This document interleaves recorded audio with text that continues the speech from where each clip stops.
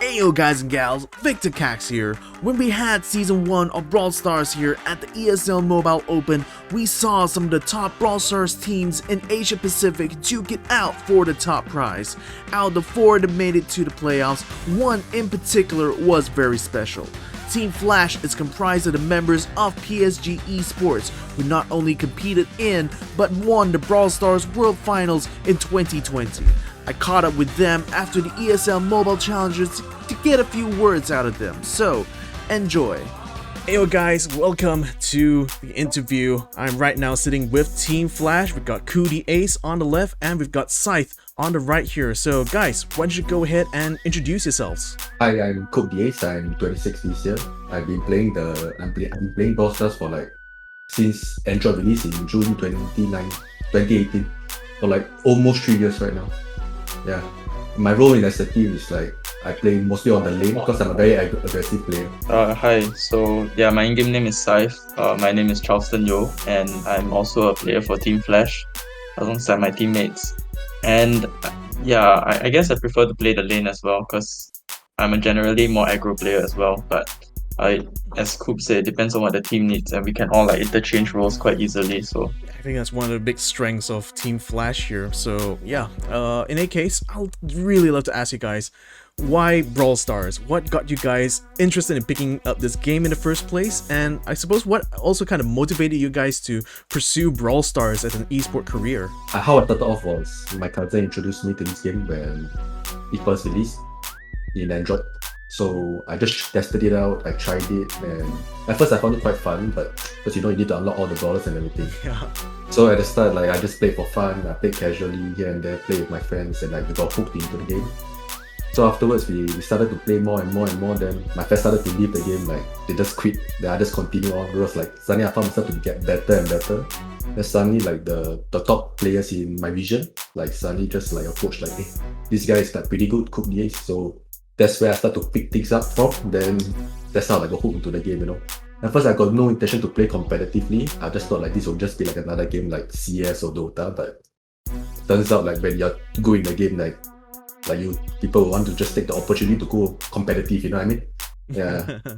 I mean, I can definitely see that. I mean, if you're the best, why not show it, right? Yeah, exactly. yeah, so for me, I started playing the game when I was in NS because I had a lot of free time to basically do nothing. So yeah, I just picked up this game. I was introduced to it by my friends as well, and yeah, I would just play it when we had nothing to do, which was a lot of the time as it turned out. And I also didn't plan to play competitive, but I did have experience with competitive gaming in other games as well.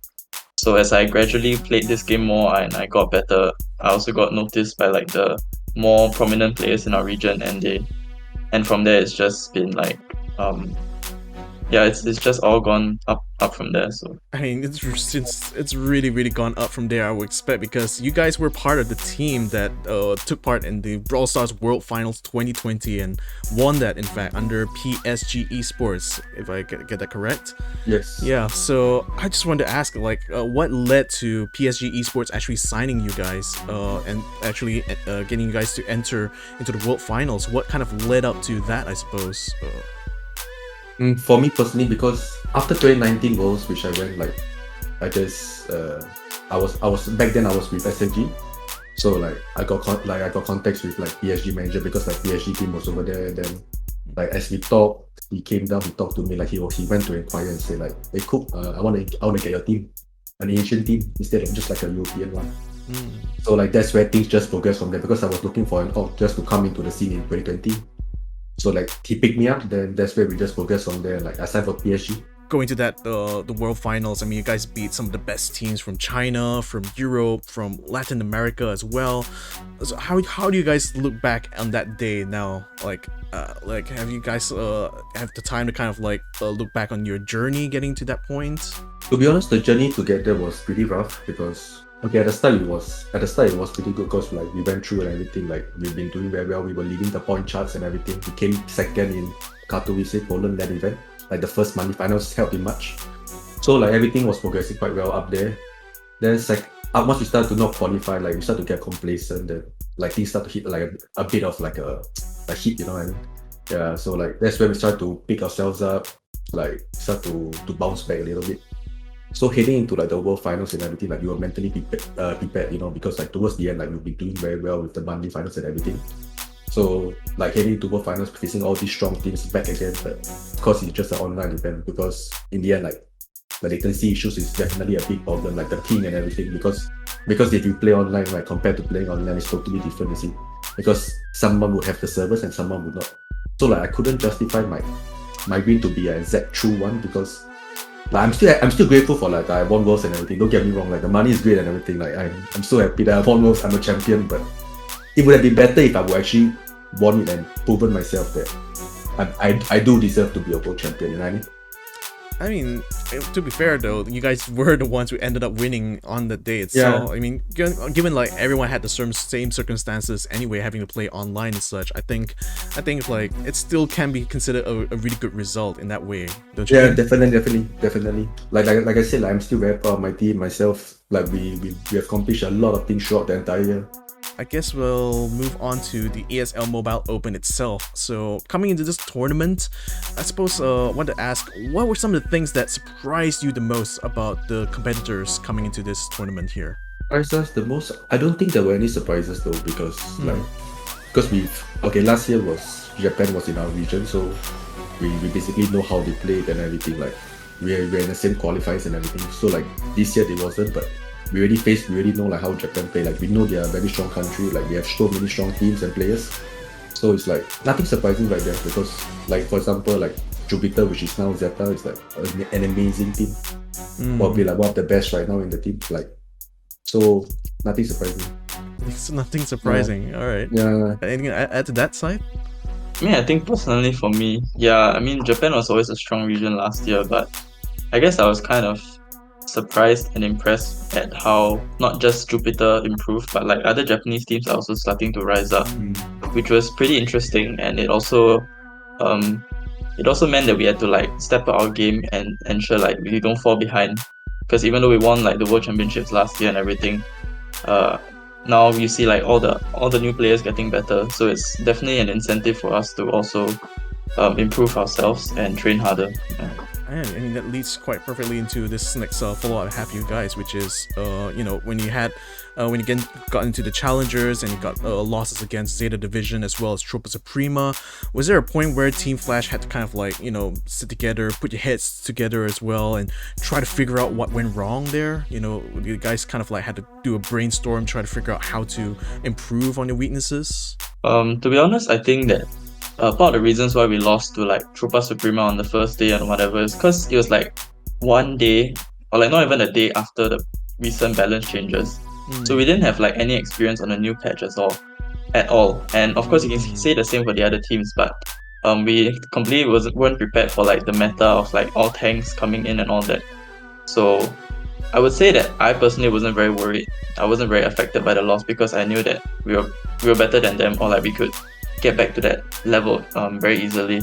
And it was just that we had to have a period of adjustment whereby we get a better read on the meta, and yeah, so I wasn't really worried. I see. I mean, it would definitely make sense because it was quite jarring for me, especially to see Team Flash lose out to Tropa Suprema, especially that early on during challengers. So it does make sense given the context of the new patch and stuff. So speaking of which, like during the finals, it was basically one of the first times we got to see Buzz being used during the tournament. So Isai, you got the hands on that specific brawler. What's your verdict on Buzz at the moment? I think that he's definitely not weak, but he's a very situational brawler because first of all it depends on the map, and Buzz his biggest counter is probably like tanks, because not only does he lack the DPS to straight up kill a tank, all the damage he does to them also like gives them their super, which makes it very easy for them to kill Buzz. So he definitely has his counters, and I think we experienced that firsthand whereby we picked Buzz into a double tank comp in Siege, and yeah, it was pretty useless. But in other maps like Bounty, where tanks are not so prevalent, and you see more like throwers or like Poco or like long range brawlers, then Buzz can be useful there. How do you feel about the direction of the meta for Brawl Stars at this moment? For me personally, like the current meta is like it's because the meta always changes and everything. Like whenever Supercell releases a brawler, it's always gonna be overpowered in a certain way. But hopefully, like things will change in the future because like there's definitely gonna be new brawlers upcoming. Like even if we're gonna play like ESL Mobile or upcoming World Finals in November, so like this is something which need to work on because like releasing a new brawler every time and making it overpowered or making balance changes which don't really make the game as balanced affects like how teams are gonna play. You know what I mean? Because when we are forced to like ban certain brawlers or like waste our bans on this type of overpowered brawlers because we don't want to match up against them, so like we can't do our normal bans on based off Right. what we want. You know, we have to do our bans based off whether this brawler is too overpowered and we don't want to play against it. Yeah. So it's like I know like they changed from 1 ban to 2 bans this year, but to be honest, as the brawler pool goes up, like we need more bans. Yeah, definitely. Yeah. I would strongly agree with that, especially because it's a lot of brawlers right now in Brawl Stars, so I think it's a lot of work, especially when come to a new patch and a lot of things get changed right off the bat. So I can certainly understand that. Just talk a little bit about the post-game interview I had with Zeta Division. During that interview, Mameshi mentioned that the reason he felt that there seemed to be a big difference between the Japanese and the Southeast Asian teams is that Team Flash doesn't have a lot of strong competition around to kind of help push them farther. So how do you react to that statement there? I think it's very true lah. Yeah, I mean, no offense to like any Southeast Asian like player. I mean, there are definitely strong individual players, but I mean, it's also a set of like circumstantial problems whereby, in Southeast Asia, parents aren't very keen on this whole esports thing. So as a result, like the upcoming talent or like kids who look for a future in esports don't have like the support that they would generally need, and this leads to our scene definitely not being very competitive as well. And I think that it's also because like our team has like all the strong players in the region, right? So it also doesn't really motivate other teams to like train harder in a sense. So yeah, I agree with what he said. I think it's also kind of like you also had to contend as well with the reality that the scene in Southeast Asia is definitely a lot smaller compared to the scene in Japan and the wider Asian region, isn't it? Yeah. Yeah.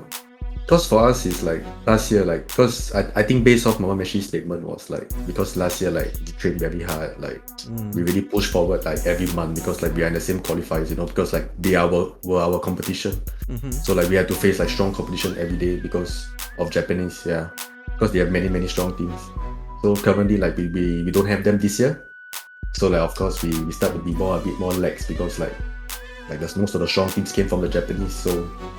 Well, I can't fault him for saying that because it's definitely true. Yeah, in the end. So, alright, that's a very interesting answer there. So, now, Season 2 of Brawl Stars and the ESL Mobile Open is coming up. It's starting on the 3rd to 18th of August for ladder number 1, then 31st of August to the 15th of September for ladder 2. So, for those at home, don't forget to sign up for that. And on top of that, Brawl Stars World Final 2021, I think that's still kind of like far off on the horizon, isn't it? So, given that right now, what can we kind of expect from Team Flash throughout this year? I mean, I guess we'll continue to train hard, and hopefully we'll be able to win Season 2 of ESL Mobile. And as for the upcoming World Finals, we still don't really know if it's going to be online or offline. And if it's off, well, it's definitely very different whether it's online or offline. So we'll just keep doing our best and practicing for our competitions, and hopefully hope for the best, I guess. Team Flash is a big organization. Again, you've got multiple games under that umbrella. So I guess I'd like to find out, what is it like for you guys to be part of such a large entity? It feels amazing. Like, at least we get to represent like our Singapore org, like a local org, because like I'd be jumping from like Space Station or PSG or whatever. Like, there's always like many international orgs, so it's always good to be part of an international local org. So that's one of the great perks of being in like a local org, because like we're able to communicate much better. Like, we can actually, like, if we have a team house, like, it's convenient because like, Singapore is so small. Team house is also definitely helps the team. But if I was in an international org, like whatever, but I can't fly, because due to COVID, due to restrictions. So it definitely helps. when it came to the pandemic, how has that kind of like changed? I guess like the way you guys have played, or how has it kind of like affected, I suppose, you guys coming to this year and even last year itself? The pandemic, like, I feel like it really affect like how things went, because we were supposed to have like a monthly final every single month, like a LAN event monthly final, not just an online one. Because heading down to like LAN events, like at least we get to play like the best teams in the world. Like we will stay motivated, like despite whatever the circumstances. But of course, due to COVID, like we are only able to do it since like last year March. If not, we will be able to fly like every single month from March to October, then World Finals and everything. Then this year will be the exact same scenario. But of course, we can't. Hopefully, like the COVID situation dies down, like everybody can actually fly. But flying once a month is of course going to be a bit tedious with the quarantine and everything. True. So hopefully, like it really dies out. Like we don't need like, but I don't see that happening like in the near future. Yeah. Hopefully, yeah, I'm just praying. Yeah, because like flying every month would be like pretty nice, and at least we get to face strong competition, though, like no matter where you live in. Right. And I think it would be also nice to just be able to get out every once in a while. Yeah, That's exactly. definitely something. Exactly. Okay, so I think we're quickly approaching the end of this interview right now. So, first of all, I'd like to thank everyone watching at home for joining us here. I'd like you guys to help me close out the show here by helping to say goodbye as well to our audience, and to also leave a message to your fans as well as your supporters there. Thanks everyone for watching my interview. I really appreciate all the support from you guys, and stay strong. Yeah, so thanks everyone for watching, and thank you to all our fans for the continued support. I know it's been an interesting year. I mean, thanks for all the support since like last year World Finals, and we'll continue to do our best to make you proud. Thank you for watching. Be sure to like our video and subscribe to our YouTube channel. Follow us on Facebook for the latest news and updates, and follow us on Twitch for all of our live streams. Season 2 of Brawl Stars and the ESL Mobile Open has already begun, so what are you waiting for? Go ahead and jump on the links now.